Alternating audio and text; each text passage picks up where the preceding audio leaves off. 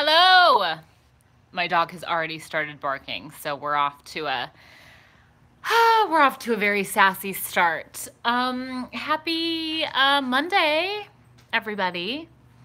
What a delight. Yeah, just trying to do these live streams a little bit more frequently while we're on a little paternity leave for the one and only Yuri Baranovsky. So I just got home from a day of work, and now my little puppy is barking at my feet.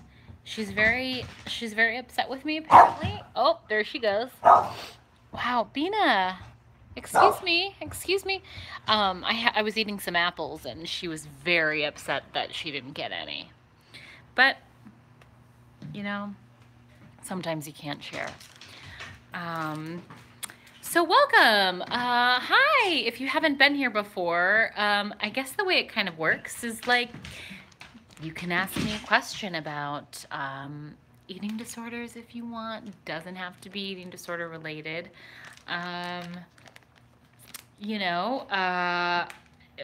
We're representing the old Binge team. Working every day to make the show a reality, we promise. Stick with us. Bina, don't bite my shoe, honey. Oh, she's rascally. Oh, hey, Scotland. That's amazing. Oh my God, this dog is crazy. Don't bite my shoes, honey. Here we are. I'm cooking some vegetables and getting attacked by my dog. Let's see if we can show a little image of her.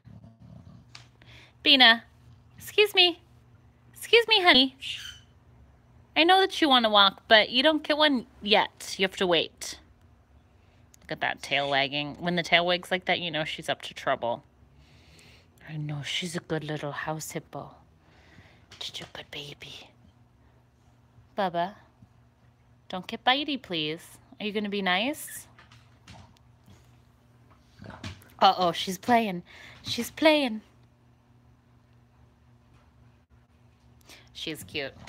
She's kind of a menace, but she's cute. She's feeling really playful right now. So if you can hear some kind... Oh my God, Bina. If you can hear her huffing and puffing in the background, it's because she thinks it's playtime. So how is everybody this evening? What do you want to talk about? Maybe I should start coming up with an agenda. Ow, Bina.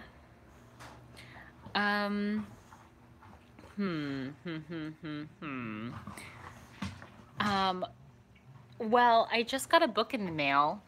I finally went and ordered The Artist's Way.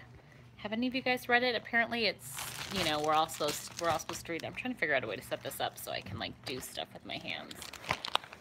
I'm clearly like not a YouTuber. Well, that's Bina, don't bite me. I'm like makeshifting a tripod here. There we go. Cause you know, I've been feeling like a little bit, I guess, not, ow, Bina, don't you get out. Oh my God, she's being crazy. I gotta get her a bone. I gotta get this dog a bone. Where's your bone, honey? Here it is. Bubba. Here you go. What was I talking about? Oh, there she goes. Now, oh, she lost her bone. She's blind. Did you get it back, baby? Oh my God. Bina, I'm sorry, this is probably the most boring live feed you've ever watched. It's me as I talk to my dog that you can't see. There she goes with her bone.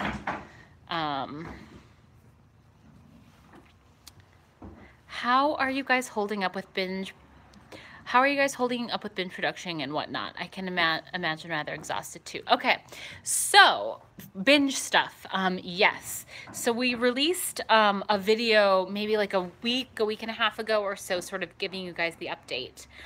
Basically, we spent the first couple of months of the year vigorously writing and working really hard on fulfilling perks and sending all of that out, which might seem easy, but is actually deceptively difficult and took a long time. And we're almost done with most of them. We still have a couple more things to produce and get out there. But so we were writing furiously, vigorously, writing, and sort of right as we were about to go into pre-production, we had this really exciting opportunity sort of present itself. And I can't say any more than that at this time. The road to getting content made is, there are many roads to getting content made, and web series, television series, all of the above, new media. There are many ways up the mountain, and we got presented with a new way up the mountain. And because Yuri is on paternity leave for the next couple of months, as he, well, last night I was at his house. I don't think he'd be, well, actually, I won't go into details. Anyway, he's on paternity leave, having a baby. Turns out there's a lot of stuff you got to do. So he's doing all that baby taking care of stuff right now with his lovely wife. So we had this sort of like chunk of time set aside before we launched. You know, we knew we were going to have these couple of months when Yuri would kind of be out of commission taking care of an infant. So we decided to use these couple of months to sort of explore this new option that was presented because of the incredible support we've gotten from all of you. So right now we're sort of in a little bit of a waiting period as we sort of see, we sort of explore this potentially exciting new opportunity, and we hope to have some more concrete information for folks and for ourselves. We hope to have information that we can share, you know, soon. Stick with us. We're trying to be as transparent as we possibly can because we so appreciate the incredible amount of support and love that you guys have put into this project, and you've really helped us achieve a level of visibility that we never thought was possible. And we also want to do our best to bring the best show we can to life. Oh, I heard Binge might be going to Netflix. That's a little bit putting that. That's not exactly true. That's not true. I mean, I send it out to the universe. Hello, Netflix, if you're interested. Hi, here we are. But unfortunately, we don't have news that exciting yet. But we're exploring some opportunities that are really cool. And you know, we have a lot of faith in this project, and we want to give it the best life possible. And sometimes that means taking a little bit more time than we would like. Like, I really wanted to have the whole series shot by now, but I'm somebody who acts really quickly and can be really impulsive. And thankfully, I have a teammate, Yuri, who is less impulsive than I am and is a little bit more likes to take his time and really think things through, so we sort of balance each other out. So we've decided to take a little bit of extra time to see if we can't find a way to get this show to a bigger audience. So all of that long spiel is to say that I'm telling you, every day this project is on our minds, and it's going to going to happen one way or another. It just might take a little bit longer than we thought it would, but you know, good things are worth the wait.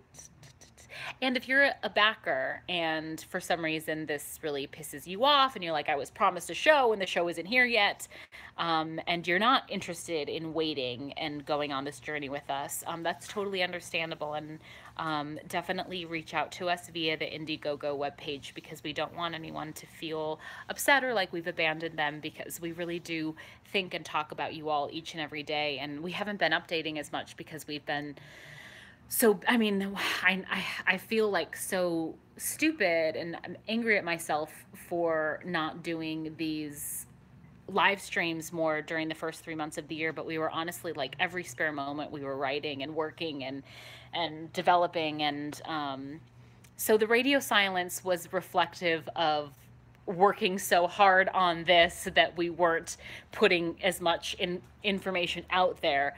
So we're really trying to be better about it. So I promise, like, our intentions are so good and we're working really hard, and you know, it's we're it's a mess, it's a messy world, Hollywood is, and we're trying our best to figure it out. But yeah. um let's see here. Aw, thanks, Carly, you're very sweet, and I love you too, Alex. um so yeah, we're working hard. But trust me, we are like eager. We are like chomping at the bit, you know. I say, Yuri, put a pen in that baby's hand. That baby can start writing. She'll be writing soon. Um, so yeah, but it's important to like one big thing I'm learning, and I'm, you know, this is something what I was going to say before I bought this artist's book, is that I'm someone who feels so much. I feel the constant need to produce and to output and to, you know, provide something amazing to the world, and it can be hard for me to remember to take time to sort of enjoy life and like be in the present moment. And it's been really cool seeing Yuri enter fatherhood, and to see him really be able to have this time to like be present and to be there during this really exciting new stage of life. So it's been really inspiring, and very, I don't know, it's been good. So yeah, but I ordered this book. I ordered this book called The Artist's Way. Have any of you read it? This is so cheesy. This might be really cheesy of me. But I guess I'm just like trying to figure out how to channel my creativity a little bit more productively. I have a couple of different, I mean, just, is this interesting? We can talk about eating disorders. I just started talking about creativity because it's on my mind. Aw, thanks, Alex. You know, I've got a bunch, you know, in addition to Binge, there's other stuff that I've been writing and working on, and I have this sort of, Bina, don't you bark. Bina, come on, Beans. Here's your bone. Did you lose it again? Because you're a blind puppy. Here you go. Here you go. Yeah. There you go, Bubsy. She loves her little bone, but she wants a walk, and she smells things are cooking. Things are cooking. Aw, shucks. Aw, thanks. Thanks. Guys, you're the best. Bina, do you need... Okay, I'm gonna feed this dog, because she's being... Do you hear her? She's being crazy. She's being a crazy dog. So you guys get a little view into my room. Oh, how long will I be live streaming? Maybe about like 20 more minutes. I have to do some laundry tonight. There you go, Beans. Eat your food. Anyway, I've been just trying to like work on different ways I can better channel creativity, and oh, my veggies are cooking. I'm a very bad cook, because guess what? I was so scared of food all growing up that I never learned how to cook. Uh-oh, I'm low power. Oh. You guys are gonna watch me accidentally like burn myself on this tray. Hang on.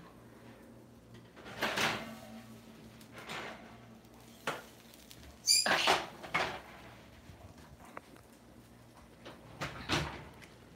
All right.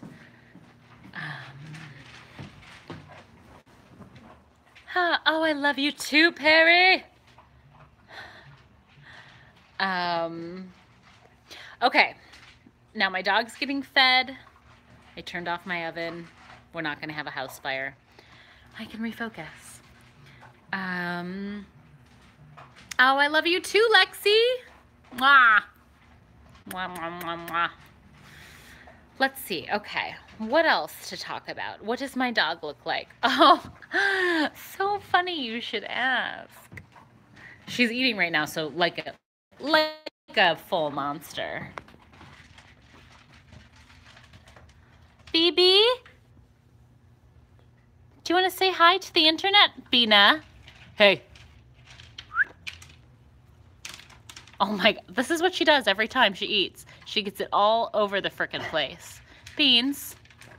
Beans. I know. She's my little blind baby. Okay, questions. How does, oh shoot, I do need to plug in this. Wow, I am all over the place today. Hang on, I gotta plug in my phone. Otherwise we're gonna go dark. Here we go. Okay. How does your family affect your eating disorder? Do you feel guilty because you don't want to worry them? That is a really great question. It's interesting, you know, a lot, my close family knew about my eating disorder before Binge, but a lot of my extended family didn't. So I had to like be very, I like in all my emails to them, I was like, don't worry, I'm in recovery now. You don't have to worry about me.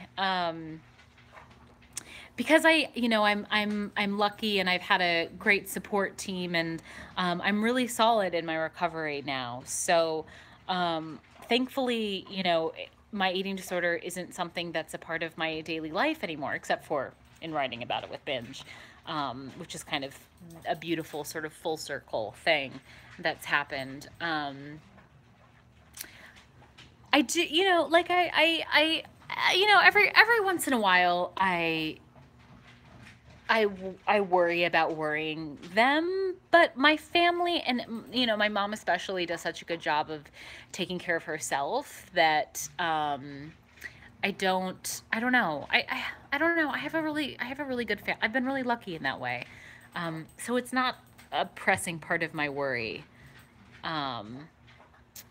Advice for when you've recently relapsed for the first time in a couple months. Well, I would say for the first time in a couple months, that means you had a couple of months, and that's so incredible. And just because you're going through a relapse or having some slip-ups doesn't mean that any of the incredibly hard, difficult work that you've done previously has gone away, right?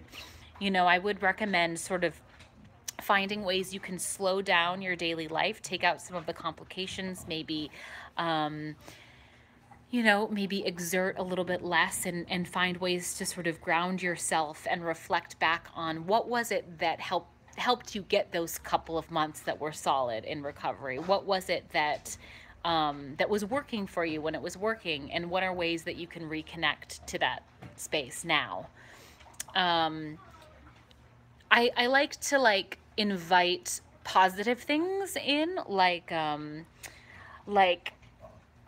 I don't know, instead of saying, I can't do this, saying I'm going to do more of this. So I'm going to do more sleeping if you're not sleeping very much, or I'm going to do more self-care.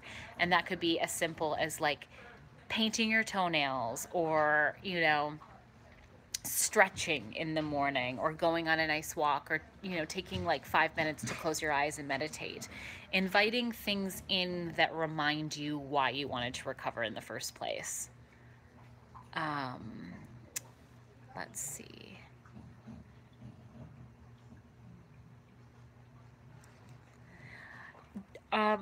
You still struggle with your eating disorder? I do not still struggle with my eating disorder. Thankfully, I've been solidly in recovery for 5 years. And I started out as anorexic, and then anorexia quickly for me morphed into bulimia. And so bulimia is what I speak the most about, but I dabbled in the old anorexia as well. Are you religious? Did your faith help you through recovery? I am not religious. I grew up Catholic, but faith hasn't really been a part of my journey, but I know that it can be incredibly important and incredibly helpful. And if it's something that feels good for you and feels helpful for you, I would say absolutely lean on that. I know a lot of people who do 12-step programs, which is, different than eating disorder recovery, but they're related. And there's this idea of a higher power. And I think that can be really powerful. And a higher power could be God, it could be your healthy self, your non eating disordered self. For me, what is my higher power? I don't know. I guess it's maybe more of like a myself functioning in my most healthy way. Some people's higher power can be, it could be music. It could be your dog. It could be being something that anchors you and connects you and motivates you. And for me, like getting out of my head, because my eating disorder made my world so small and so self-focused that like getting out of my head was really important, and connecting to a faith and connecting to a community can be really helpful for that. I'm going to residential. Oh, I'm so excited for you. I know it's scary and nerve-wracking. Um, and you deserve to get your life back from this, and you will. And that's what residential is going to help you to do. My advice would be to just, as best you can, really let go. If things seem cheesy, if they seem stupid, if the food seems disgusting, if the meal plan seems ridiculous, I would say just let go.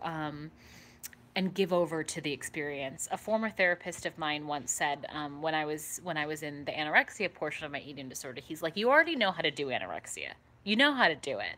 So just give this new thing a shot for a little bit. If you don't like it, you can go back to that thing you know. But maybe, just maybe, you'll learn something about yourself and about how to live a more fulfilling life by trying something different." So I would say you can go back to bulimia if you want to. You can go back to it. It's your body. You can do whatever the hell you want with it. But you've sought out residential for a reason, right? And you're going there for a reason. So while you're there, give over to it, right? See what happens. Maybe some other things I'm thinking, like maybe you could write yourself a letter to read when you're struggling in residential. Maybe make a list of the reasons why you're going to residential. Things, what do you love about life? What is it about life that makes you want to keep living? For me, that would be Dina. I really love to dance. My friendships, I love creating. Um, I love the view from my apartment. That's a reason I want to stay alive. I love my family. So writing those things down, or even creating a collage or images, things that you can take with you to remind you of why this is so important.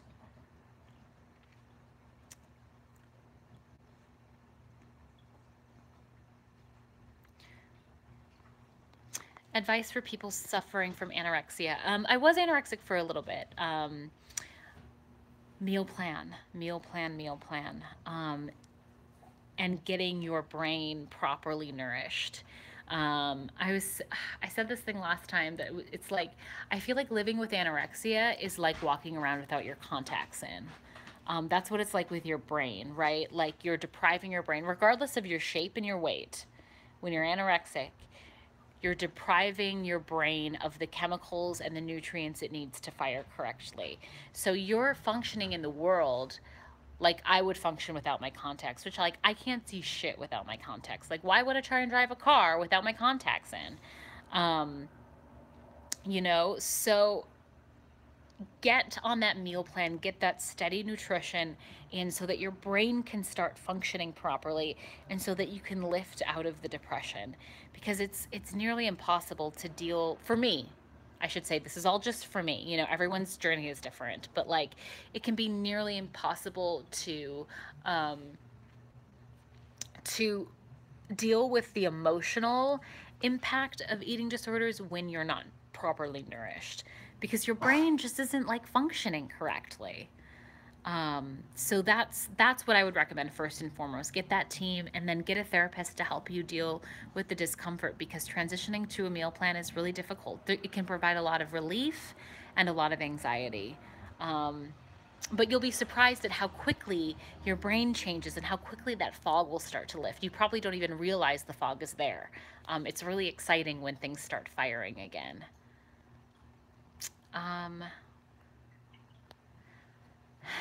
Carrie, the weight gain, the shape change, it's really, really, really hard. Um, any advice? Oh, Bina, don't bark.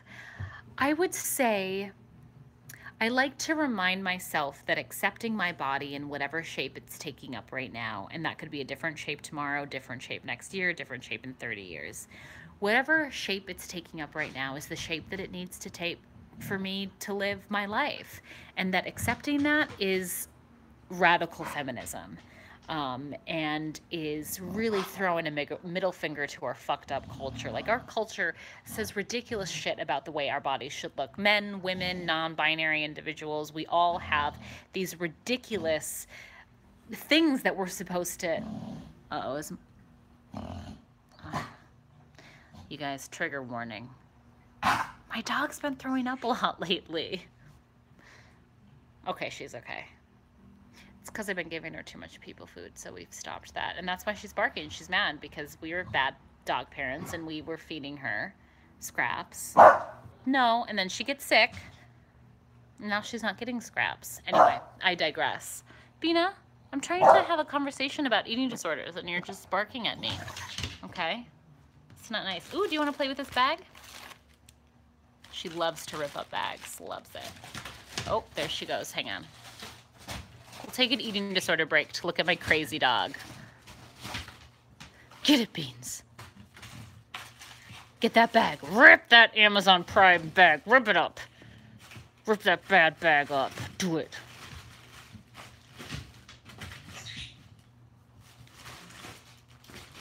Okay. That's what she's up to. Weight gain. It sucks. It's so hard to deal with that discomfort. For some people, I mean, throw away a scale. If you have a scale, throw that shit away. Get rid of it. Get rid of it. Any fitness apps, any of that BS, get rid of it. Get rid of it. Get rid of it. You know what I'll say? Take a shower every morning. And this might be obvious for you, but it wasn't for me. Take a shower every morning. Buy clothes that make you feel good.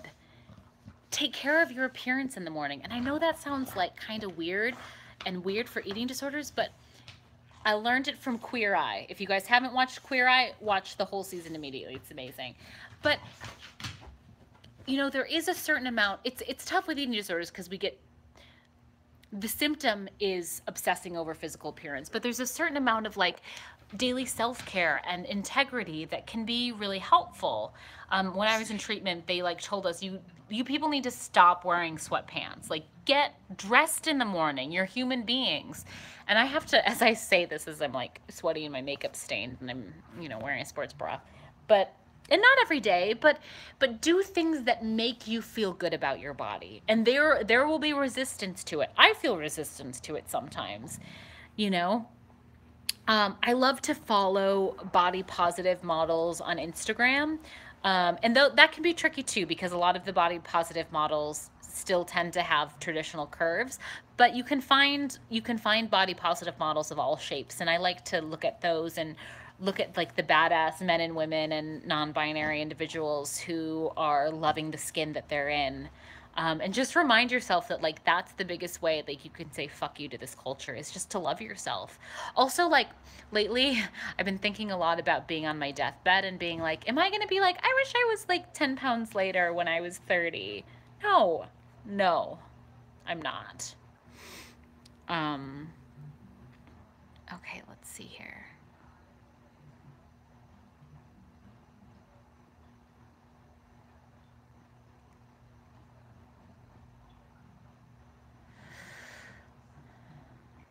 Yeah, Carly, body comparisons in your relationship. It's really, really challenging, and I imagine it can be even more complicated if you're dating someone of the same gender. Um, oh, it's hard. Body comparisons to anyone is so hard.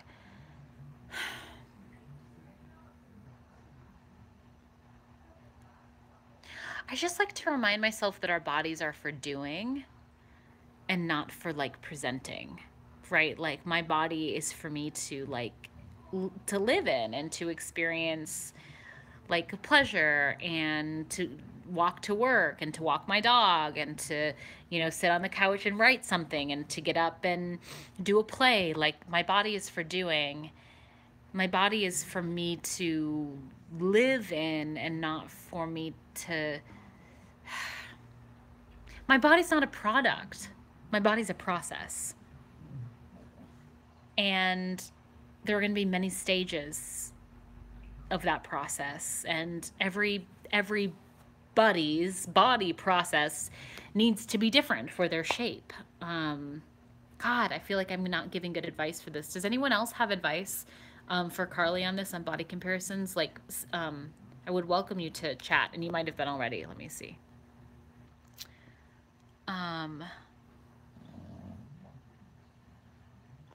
You are definitely not alone.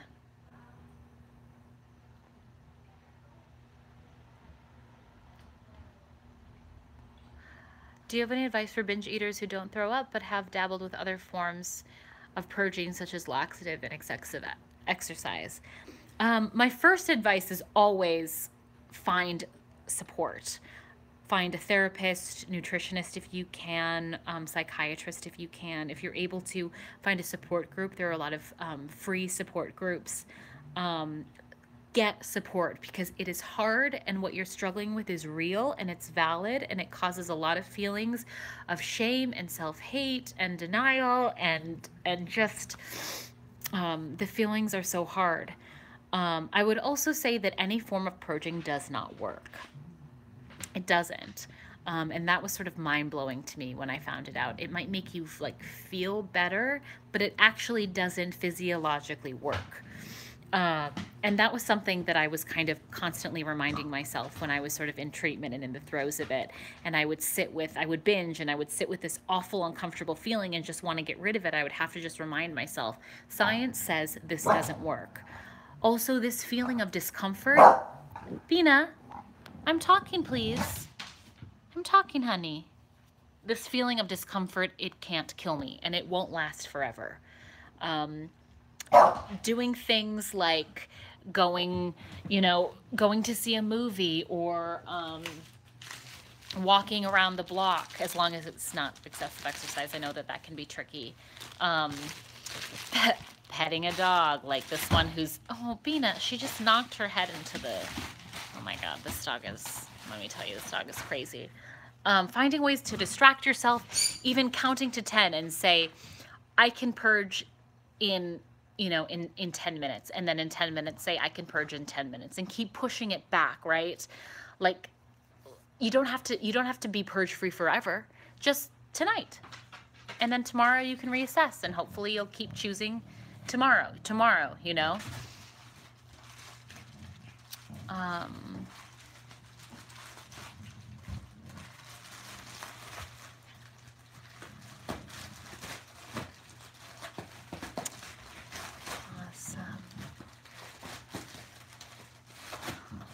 Okay. Was filming Binge triggering or hard? Was pretending to throw up extra hard? It was hard in a lot of ways, but not emotionally in terms of my eating disorder. It was actually like, it was such a like tiny production. There were so few of us there, and we were all wearing so many different hats and doing so many different jobs that we were like running around, and we were pressed for time, and we didn't get very many takes of things that I like didn't have time to think about, oh, I'm reenacting my eating disorder. I just kind of had to go. And it was sort of the best way to deal with it, really, because it took any sort of romance out of it. It was just, we were just making shit, we were getting shit done. I think it was harder for like our sound people who had to like listen to the sounds of like fake throw up. It was just really nasty. I don't know. I kind of found a perverse enjoyment in it. Not like a, oh, I miss purging, because I don't, but like, I don't know. I'm a bit of a exhibitionist, so it was kind of, I don't know, it was kind of funny. I like grossing people out. Let's see. I love that you guys are chatting with each other. Thank you. I love to crowdsource any kind of anxiety. It's so helpful. Okay, let's do a couple more before I gotta eat dinner and do my laundry. Let's see. Sticky notes, yes! Yes, stop that body checking crap. Stop it, stop it. My dog doesn't body check. She seems pretty happy. It's hard though, and that kind of behavior really sneaks up on you. And for me, that was kind of like the last to go, was the body checking. And it's hard, we don't need to be immune to culture to be recovering. Like, our culture is fucked up, and these images we're seeing are twisted and cruel and wrong and unhealthy.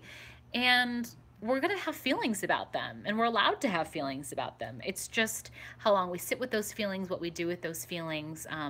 And I like to rebel against those feelings by just accepting my body in whatever shape it's in today. Do you think school makes the ED experience worse?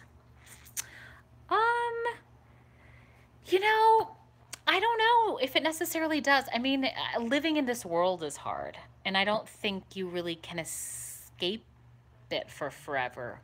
Um, I went to public school, and I'm sure in certain types of schools, maybe boarding schools where you're away from home, or prep schools, or I don't know, maybe schools that have a more competitive environment. I also wasn't a high school athlete, and I know athletics can really trigger a lot of eating disorders and make it really difficult. So I'm sure school can make things worse. I do also think school can make things better, right? Like, it can provide a great source of community. Learning is so empowering. Um, I did a lot of theater and music and things like that in high school, and that, all of that stuff is the stuff that life is about, right? Is like connecting with people and doing things you love. So I think it's dependent on the person, definitely.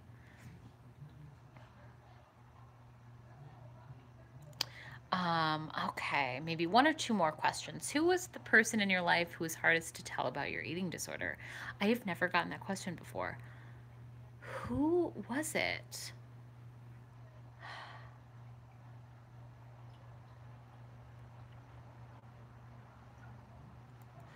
You know, so I had to quit a couple of jobs to go into treatment. And I told one of my bosses, I was going to say that, I don't know what I was going to say, that I had a family emergency or something, or needed time off, but I ended up telling her and crying. And it was really, she was so kind and understanding and supportive. And she was just so wonderful about it. But something about telling someone who employed me, someone I really respected, someone whose admiration I wanted, made it really real for me that I was going into treatment, and kind of like, I don't know, confirmed that this was a real thing that I was going through. And it was really difficult, but it was a big moment for me, an empowering moment. Um, All right. So sadly, this has to be the last question for tonight. I'm really sorry. I wish I could talk longer, but I have to go do my laundry and eat some dinner because I can't be a hypocrite. But if you you can follow me on Instagram at Gulnatron. You can follow Binge the Series at Binge the Series. And I'm going to be trying to do these once a week, every once in a week and a half. So if you follow me there, then you can know when the next live streams are. Because I love this little community, and I want to be of help if I can be. And I love that you guys are interacting with each other. Please continue to do that. That's so wonderful. We also have a resource page on our Binge website. Um, okay. Let's see. One last question. Did I experience any lasting medical consequences from bulimia? I I don't think so. Fingers crossed. I think I got really lucky. Uh, I'm really healthy now. Thank God. I feel like, knock on wood. Um, it's amazing how malleable the body is and how much it can kind of reset itself. I got really lucky. Bulimia is really, really, really, really, really, really dangerous. All eating disorders are. They have the highest mortality rate of any mental illness. Um, and if you or anyone you know is struggling, it's possible to recover. I'm doing it. I've been doing it for 5 years. My life is completely different than it was. I never thought I would escape this illness, and I have. And it's so much better on the other side. And I encourage you to reach out to a friend, an adult, a counselor, a therapist, a psychiatrist, a nutritionist. Find a support group, a local support group in your area. If there's not an eating disorder one, you can always go to an AA meeting. There are a lot of things that'll be useful for you there as well. Um, yeah, I'll be back. I'll be back soon. So keep an eye out for the next one. And I love you all. Mwah. Bye.